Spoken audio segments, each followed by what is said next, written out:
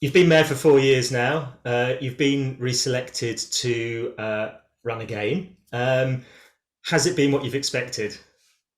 Everything and more. There's some aspects of the role that one doesn't anticipate. Just the vastness of issues that you've got to sort of deal with and reverse and get better. I mean, I very much knew that there was going to be quite a lot of fixing work to do, but I didn't anticipate the scale of the fixing required. And I'm really, really pleased that over the last 4 years, we've really marshalled through on that, but there's still a lot to do. Albeit, it's a real pleasure to be able to see how the fruits of all that hard labour are being recognised and acknowledged by many local partners and also partners more broadly, and indeed the government. So during COVID-19, our inspired COVID-19 Health Champions Network has been rolled out as a pioneer model of community involvement and engagement nationwide.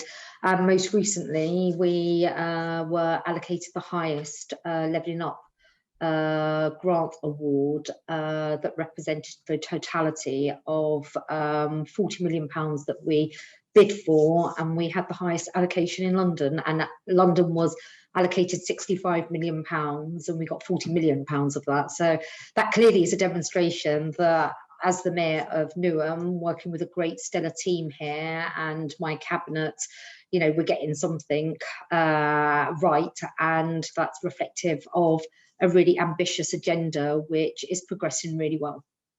And a big part of that agenda, really from the beginning for you, was really this sort of idea of a more community-powered approach, really drawing the community into what the council is doing. Could you just tell us a little bit about how you've gone about that over the last 4 years? Yeah, no, absolutely. And again, it's probably one of the most exciting elements, actually, of what we've rolled out over the past 4 years. So, in a nutshell, made a pledge, a promise that we would become a beacon of participatory democracy, and as part of a 4-year journey towards that, our first kind of beta version, as it were, involved and engaged residents across eight of our neighbourhoods here in our borough, and they were involved in determining sort of project and programme ideas. And actually, what's been the real game changer has been instituting the largest participatory budget exercise anywhere in the country. So we've allocated £1.6 million drawn down from our community infrastructure levy funds, very much framed in the context of the requirements of SIL spend and what that needs to be spent on. And what's been just absolutely mind-blowing and awesome is the energy and the excitement of our residents in being involved in determining ideas, being involved in judging ideas and projects that are coming from local communities in their neighbourhoods, their neighbours, their friends. And actually, it's really unleashing a sense of excitement and enthusiasm, but also actually the council is changing, and that's been really refreshing and quite inspiring to see. And then the other thing that we've done has been the country's first permanent standing citizen assembly that we've instituted as part of our governance arrangements and decision making. There's been 2 cycles of those permanent citizen assemblies that have taken place, and the participants of each of those citizen assembly discussions have been chosen through the random selection method sortition,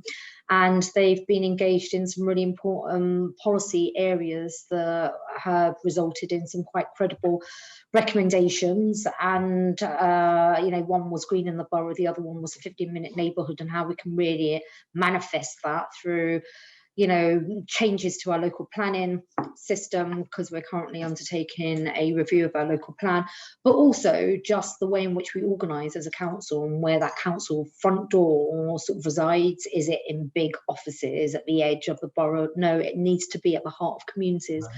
And there's clearly a demonstration from the conversations and the dialogue with both experts and themselves that the residents involved in the citizen assemblies were really interested by these concepts, but also really excited about being part of translating those concepts and these big ideas into practical areas of delivery. So it's been really exciting to see. And I think, again, for me as the mayor, I came in on a change platform, being a disruptor brand myself, having taken on someone who had been, either the mayor of Newham or the leader of the council for some 23 years, and I only had 4 years worth of frontline councillor experience, and 4 years of being the mayor has been really rewarding. And it's also been such a great privilege because I'm in an unenviable position of being able to lead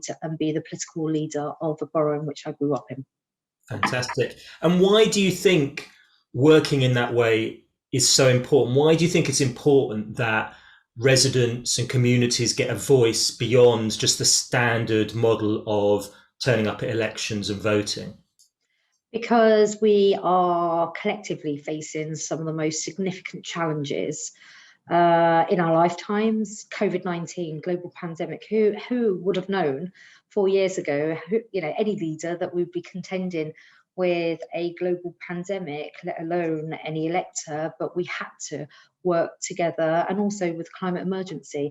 And the council doesn't have all the answers to all of these complex challenges in the modern world that we face, but also it's important to be involving our residents, because I do actually think it's important for institutions, public bodies such as local authorities, to be transparent and open and outward looking in what they're doing on behalf of their residents. We're here as public servants, and the organisation that is a council does not serve itself. Its purpose is its people, and if we do not involve our people, then what's the point? So for me, that very much underpins my approach. But importantly, in the context of Newham, there was big, huge trust deficit that existed between the council and the voters and the resident community at that stage. It's reversing, and I'm really pleased to see that. It's also enabling the most marginalised voices to be heard, because traditional methods and modes of politics and political engagement can be quite marginalising. And it's been a learning curve, not only for the council, but also for residents themselves, because they, invariably will have a particular view about what councils do, but actually suddenly you've got an outward-looking council saying, well, help us because we don't have all the answers, and what do you think of this? And we won't get it right first time round. This is an exercise and an experiment, but it's a really, really exciting one. Yeah, excellent. One final question, just about your role as mayor. How do you see a mayoralty fitting into that community-powered, community engagement vision? Is it a strength to be a mayor, or is it something you've had to adapt for that new, different way of working? I think the way in which I've practiced being the mayor of Newham is very much indicative of who I am. I'm open, transparent, deeply ethical in everything that I do. I want to be honest and authentic.